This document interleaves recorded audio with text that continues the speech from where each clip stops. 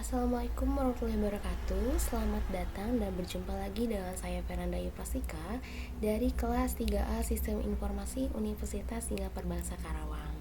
Nah, pada video kali ini saya buat dengan tujuan untuk menuntaskan tugas perbaikan dari UTS dari mata kuliah Sistem Informasi Akuntansi dan Keuangan yang diampu oleh Pak Ade Andri Hendriadi MKom. Jadi pada video kali ini saya akan membahas mengenai materi yaitu reksadana. Nah, sebelum mulai saya mau menjelaskan mengenai apa sih reksadana itu. Jadi reksadana adalah wadah yang digunakan untuk menghimpun dana dari masyarakat pemodal untuk selanjutnya diinvestasikan dalam kegiatan usaha atau proyek. Nah, reksadana memungkinkan pemodal menginvestasikan kelebihan dana mereka ke dalam kegiatan usaha yang diolah oleh manajer investasi profesional dengan pengelolaan yang mendalam dan juga mudah nih. Nah, reksadana memiliki karakteristik seperti pembagian risiko, kemudahan pencairan, dan keleluasaan investasi. Nah, reksadana juga dapat diinvestasikan melalui manajer investasi atau agen bank dengan membuka rekening reksadana, mengisi formulir, dan menyiapkan fotokopi identitas. Nah, reksadana juga menawarkan keuntungan nih yang lebih stabil dan mendalam dibandingkan dengan investasi langsung, dan memungkinkan pemodal untuk memperoleh kelebihan dana mereka ke dalam kegiatan usaha yang diolah oleh manajer investasi profesional. Nah, pada kali ini saya akan bahas reksadana yang terdapat pada e-commerce yaitu Tokopedia. Nah, kita bahas mengenai reksadana yang ada pada Tokopedia. Jadi, Tokopedia itu bekerjasama dengan Bareksa untuk menyediakan layanan investasi reksadana. Melalui Tokopedia, pengguna dapat berinvestasi dalam reksadana dengan mudah, mulai dari 10.000 saja. Nah, prosesnya juga cepat dan terjangkau, serta didukung oleh lembaga yang terpercaya tentunya. Tokopedia juga menyediakan berbagai kategori reksadana seperti pasar uang, pendapatan tetap, saham, dan juga syariah, sehingga pengguna dapat memilih sesuai dengan profil resiko dan kebutuhan investasi mereka. Nah, selain itu juga Tokopedia memberikan informasi dan edukasi mengenai reksadana untuk membantu pengguna dalam memahami produk investasi tersebut. Nah, untuk kelebihan dari reksadana pada Tokopedia ini yaitu diversifikasi resiko, yaitu penyebar resiko investasi. Yang kedua, manajemen profesional. Jadi reksadana itu dikelola oleh ahli investasi, jadi aman banget.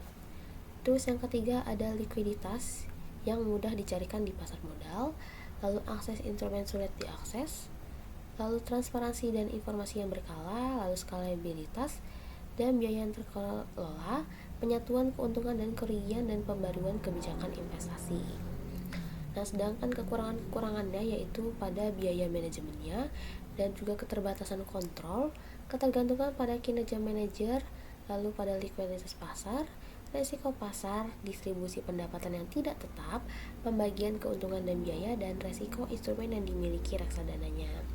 Oke, selanjutnya kita akan bahas mengenai fitur-fitur yang ada di reksadana pada Tokopedia.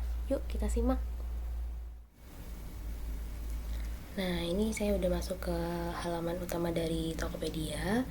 Lalu untuk mencari reksadana cukup gampang, kita search aja reksadana. Lalu di sini langsung ada reksadana karena saya sebelumnya emang berinvestasi di reksadana.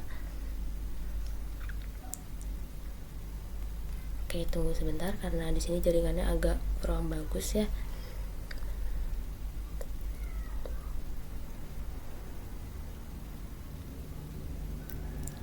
Oke, di sini udah kelihatan total dari portofolio saya yaitu sebanyak 141.820.000. Nah, kita lihat daftar transaksinya. Ada 1, 2, 3, 4, 5, 6 transaksi yang udah pernah saya lakukan. Saya juga mencobanya tuh banyak, mulai dari syariah hingga yang konvensional juga saya coba, yang pendapatan tetap juga saya coba. Nah, total keuntungan saat ini itu saya mendapatkan 1.672. Nah, di sini kalau ingin beli, kita cukup mudah, tinggal pencet beli aja.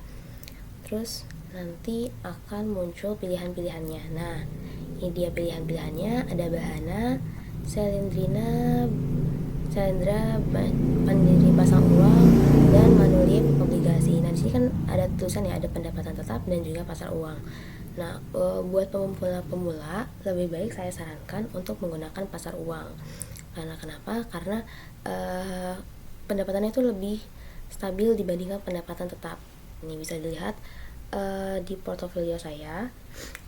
Nah, ini pendapatan tetap itu keuntungannya minus, dan sedangkan pasar uang itu selalu naik gitu.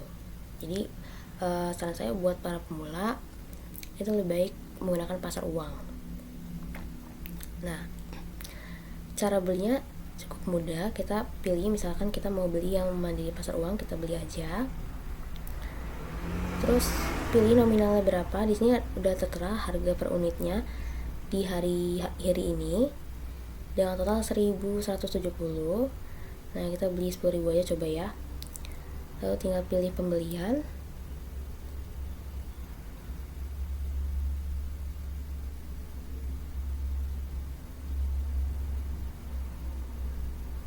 Nah, verifikasi dulu karena udah lama saya juga investasi lagi, jadi perlu verifikasi. Bentar ya.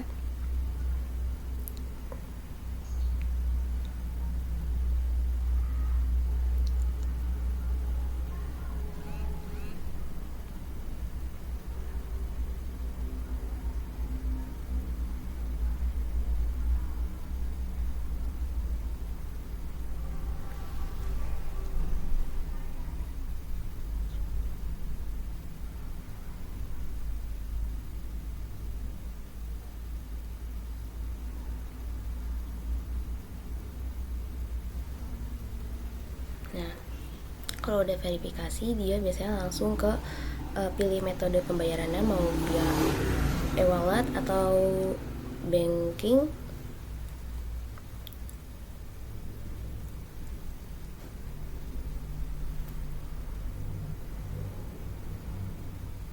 Oh, dia ngulang lagi.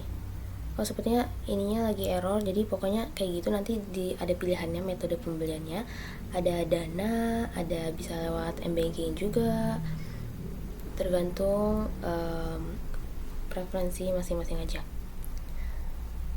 Oke, itu untuk cara belinya. Dan cara jualnya juga sama, tinggal klik aja yang mau dijual. Terus ini ada peraturan-peraturan sebelum dijual. Nah, tinggal pencet aja, tulis aja jumlah unitnya yang mau dijual berapa. Di sini juga tertera kan investasi aktif saya berapa dan berapa unit di pasar uang ini. Nah, di sini juga ada tulisan minimal jualnya, yaitu minimal jualnya itu 10.000. Coba kita ketik 10.000 aja.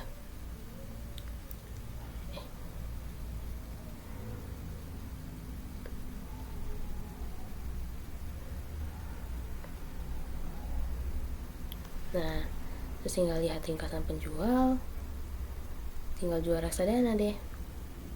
Nah, tapi untuk kali ini saya nggak mau jual dulu, saya mau keep dulu karena keuntungannya lumayan ya, walaupun dikit-dikit, tapi kalau jaraknya tuh berapa tahun lumayan menguntungkan.